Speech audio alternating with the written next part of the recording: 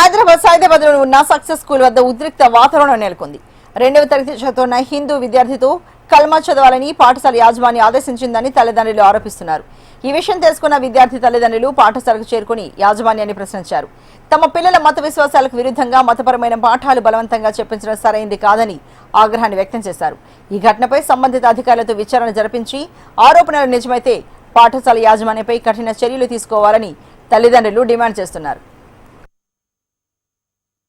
మా నెఫ్యూ అంటే మా అక్క వాళ్ళ బాబు స్కూల్ నుంచి నేను పికప్ చేసుకోవడానికి వెళ్ళినుండే అనమాట. స్కూల్కి వచ్చిండో ఇంట్లో కూర్చుండో డైరీ చూపించిండో హోంవర్క్ చేయాలని చెప్పేసి.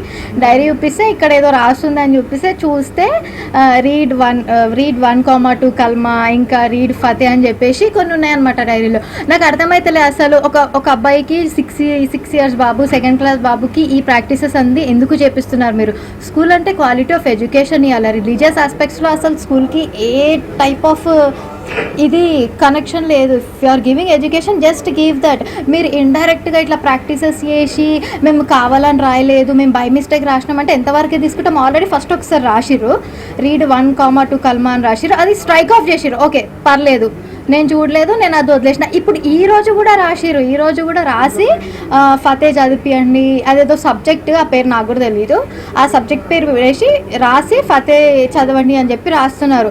అసలు వాడి ఏజ్ ఏంది, వాడి రిలీజన్ ఏంది అంటే అదొక టైప్ ఆఫ్ బ్రెయిన్ వాష్ లాగానే ఫీల్ అయినా. నేను అడిగితే ఆ స్కూల్ ప్రిన్సిపల్ ఏమని చెప్తుంది, ఇది ఒక రిలీజియస్ ప్రాక్టీస్, ఇది అందరు స్టూడెంట్స్కి మ్యాండేటరీ అని చెప్తున్నారు. అట్లా mandatory? You are literally forcing things to write. అసలు యాక్చువల్లీ ఇక్కడ చూడండి, ఇక్కడ రాసింది రీడ్ ఇగో డేట్, డేట్ ఇది ఈ రోజుదే ఇక్కడ రాసింది. మళ్ళీ నేను మొత్తం డైరీ మొత్తం చెక్ చేస్తే మళ్ళీ నాకు ఇది ఒకటి కనిపించింది. ఇది ఆల్రెడీ స్ట్రైక్ ఆఫ్ అయిపోయింది. రీడ్ 1,2 కల్మా అని చెప్పేసి ఇట్లా ఇంకా ఎంతమంది పిల్లల బుక్స్లో రాసినారో తెలియదు. ఓకే మీరు అంటారేమో అదొక సబ్జెక్ట్, వీళ్ళకి ఆ సబ్జెక్ట్ ఉంది అంటే ఆ సబ్జెక్ట్ ఏ పిల్లలు అయితే తీసుకున్నారో ఆ పిల్లలందరినీ డైరీ సపరేట్ పెట్టి ఇవ్వండి, వీళ్ళ డైరీ సపరేట్ పెట్టి ఇవ్వండి. ఇక్కడ క్లియర్గా లియాన్స్ కృష్ణ అని పేరు కనిపిస్తుంది.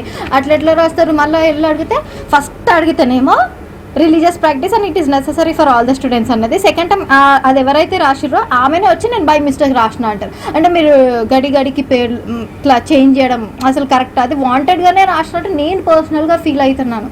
ఇది ఇంకా ఈ ఒక్క డిపార్ట్మెంట్లోనే అవుతుందా? ఇంకా సక్సెస్ స్కూల్ సైదాబాద్ ఇంకా వేరే బ్రాంచెస్ కూడా ఉన్నాయి, కాలేజెస్ కూడా ఉన్నాయి. ఇంకా వీళ్ళకి అసోసియేట్ అయ్యి మళ్ళీ ఎంతమందితో అట్లా ఎన్ని రాస్తున్నారో మనకు అసలు ఐడియానే లేదు. ఈ రోజు నేను డైరీ చూసినా కాబట్టి రియాక్ట్ అన్నాను. ఒకవేళ డైరీ చేయకపోతే నేను అసలు రియాక్ట్ కూడా కాకపోతుండే. దీనిపైన డెఫినెట్గా authority, concern department, educational department ఎవరైతే అథారిటీస్ ఉన్నారో, హైరార్కీ ఉందో, డెఫినెట్గా నేను పాయింట్ రేజ్ చేస్తాను. డెఫినెట్గా నేను స్టాండ్ తీసుకొని మాట్లాడతాను. ఎందుకంటే ఇది అన్యాక్సెప్టబుల్.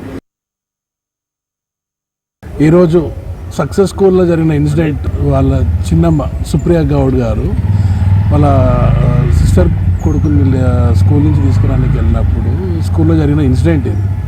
ఆ బాబు డైరీ చూస్తే దాంట్లో ఈ ఖురాన్కి సంబంధించిన కంటెంట్ రాసి హోంవర్క్ చేయాలనేది ఇచ్చిన విషయంలో ఆ స్కూల్ యజమాని అడుగుతూ విషయం ఏంటంటే, ఇవాళ ఈ స్కూళ్ళల్లో ఎనీ స్కూళ్ళల్లో అంటే రిలీజియస్ ప్రాక్టీస్ చేయవచ్చా?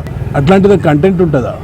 వాళ్ళ మీద స్కూల్ మీద యాక్షన్ తీసుకోవాలని.